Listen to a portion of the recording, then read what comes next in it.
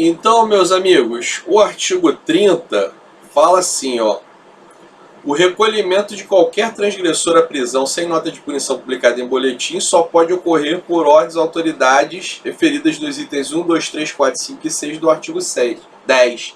Então ele diz o seguinte: bom, algumas autoridades podem prender sem o regular processo administrativo disciplinar.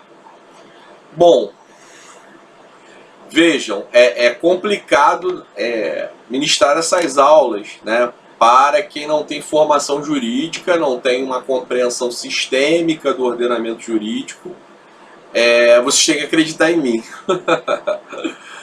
naquilo que eu estudei, que eu vivi. Mas vejam, aí ele fala assim, ó: esses caras aqui, que são os das galáxias, eles podem prender qualquer um, independentemente de PAD. Aí embaixo ele fala assim, no parágrafo único, no artigo 30 do RDCB-MED: o recolhimento de qualquer transgressor à prisão... Não, desculpe, isso é o caput que eu já li.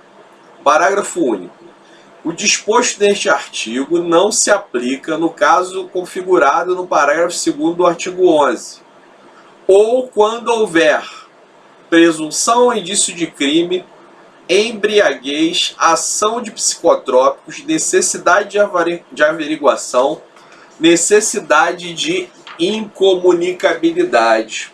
Bom, como é que eu faço uma leitura conforme a Constituição nos dias de hoje? Então, nos dias de hoje, no meu entendimento, na minha experiência como subcorregedor, como corregedor, como autoridade administrativa investida de poder disciplinar em outros momentos da minha carreira, né? E como estudioso dessa matéria, é o seguinte: você só pode ter, e nós vamos ver que já tem prazo de validade, né, diante da nova lei, você só pode ter hoje, 2020, dois tipos de prisão. Prisão após o regular processo administrativo disciplinar, então percorreu todo o caminho da persecução administrativa, todo o iter, como se chama em latim, todo o iter.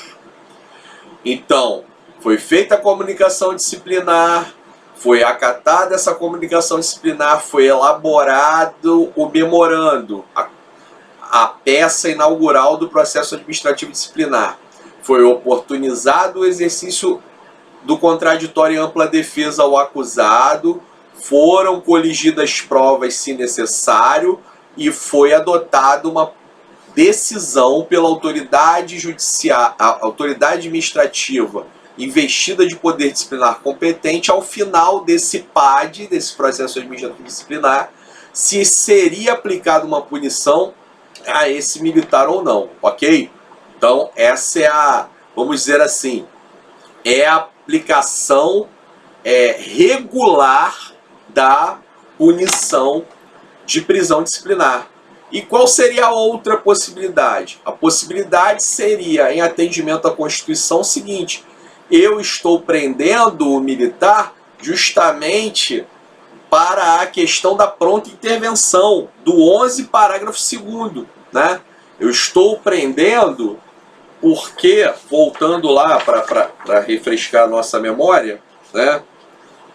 No 11, parágrafo 2º, eu digo assim: quando para a preservação da disciplina e do decoro da corporação a ocorrência exigir uma pronta intervenção, mesmo sem possuir ascendência funcional sobre o transgressor, a autoridade de bombeiro militar de maior antiguidade que presenciar ou tiver conhecimento do fato, deverá tomar imediatas e enérgicas providências, inclusive prendê-lo em nome da autoridade competente, dando ciência a esta pelo meio mais rápido da ocorrência e das providências em seu nome tomadas. Então, eu faço uma pronta intervenção do ponto de vista disciplinar. Isso tem nome em iuris, tem nome jurídico: prisão cautelar. Então, é uma prisão cautelar disciplinar. E esses motivos que são explanados aqui no 30, parágrafo único, são exatamente motivos que dão ensejo, sim, a uma pronta intervenção, tá? Que seria uma presunção e indício de crime, não, tá? Não. Agora, uma embriaguez, que o camarada não vai se autodeterminar. Esse exemplo que eu dei da invasão do quartel com carro particular, ação de psicotrópicos, necessidade de averiguação e necessidade de incomunicabilidade. Então eu posso ter situações práticas e fáticas em que, para preservar a disciplina, eu tenha que segregar um militar sem ter submetido ao processo administrativo disciplinar, sem ter que publicado uma nota em boletim. E é isso que eu falo, tá certo? Isso acontece, gente, tá certo?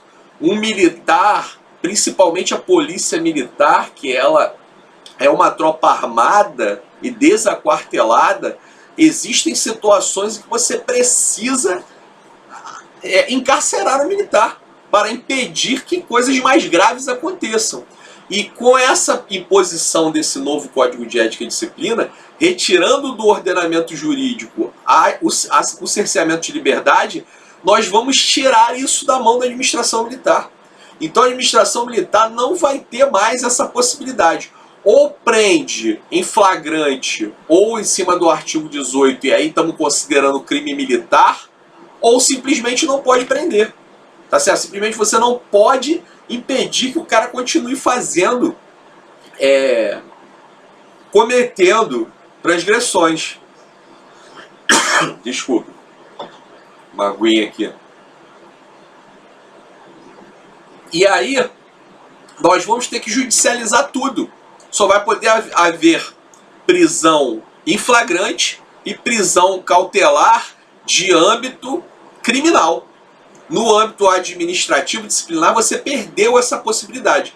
Então a pronta intervenção, o agir imediato em termos de poder disciplinar, que é uma característica militar, você perdeu.